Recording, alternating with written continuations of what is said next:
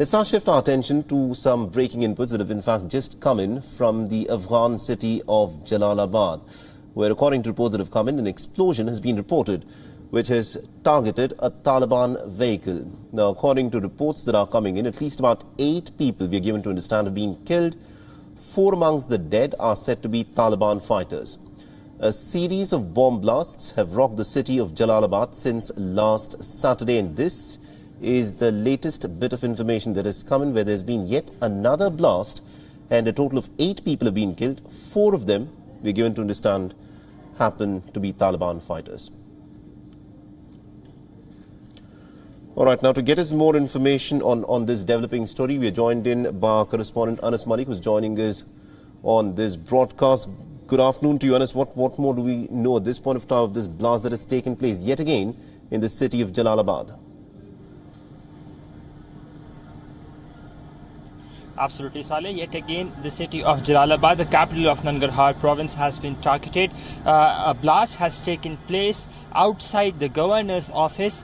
Initial reports suggested that it took place outside the police headquarters, but local sources confirmed that it took place outside the governor's office. And local media here in Afghanistan reports that at least 8 people have been killed, which includes at least 4 of them being the Taliban. The initial reports also suggest that the target of this blast was a Taliban vehicle, so it is increasingly unclear what sort of a blast was this. Was this an IED blast? Was this that sticky bomb blast? That is yet to be ascertained on the nature of the blast. No group as yet has taken responsibility. However, it is pertinent to mention, Saleh, that this is a series of blasts that have been taking place since last week. Over a dozen of them have taken place, all of them targeting the Taliban apparently, and in these more than dozen blasts that have taken place since the last week, about 20 people have lost their lives, and all of these blasts, the responsibility of these blasts have been claimed by the Islamic State.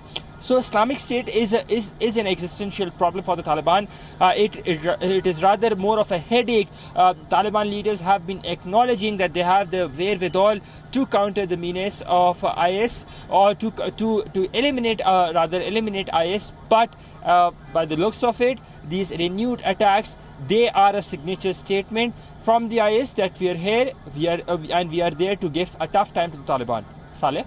Now, at this point of time, people who are looking at what is unfolding in Afghanistan, many people understand that, the Taliban had a certain level of ground support, especially amongst the Pashtuns. But the ISIS Khorasan, a group that did not exist till a few years back in Afghanistan, what sort of a ground support has it got in Afghanistan? Well, there are disgruntled IS Taliban fighters who have joined the IS. That is number one. Then there is a certain amount of foreign fighters, those who had fled from Iraq and Syria. This includes Chechens. This includes Arabs. This includes Uzbeks. This includes people from the subcontinent as well. And this is as per the United Nations Monitoring Team report. The number of IS fighters is estimated somewhere between 3,000 to 5,000. But these mostly comprise of those Taliban, former Taliban leaders or fighters who are not in agreement, who rather were not in agreement with the fact that the Taliban were negotiating with the United States. Therefore, they had gone on and changed their allegiances and pledged their allegiances with the ISK instead of the Taliban. So therefore, that also remains a problem, because it is not just the Pashtun fan base or the Pashtun base that the IS has. IS is expanded. Taliban would mainly comprise of people from the Pashtun tribe, whereas IS expands all over. As I said, it has Arabs, it has Chechens, it has Uzbeks, it has people who have fled from Iraq and Syria following the fall of Mosul. So it's a mixed group of fighters, and they are the ones who have been conspiring, who have been planning these attacks.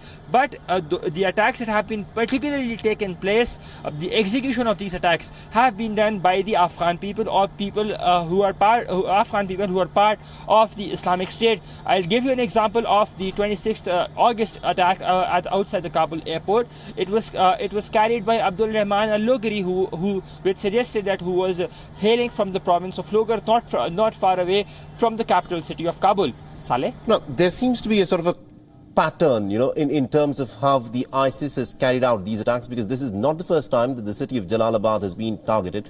The question that I want to ask you, Anas, is when the Taliban in its insurgency against the Americans was carrying out attacks of this nature, it had a clear objective to drive the Americans out. Now, at this point of time, has the ISIS put out any sort of its demands or objectives for carrying out these acts of indiscriminate violence?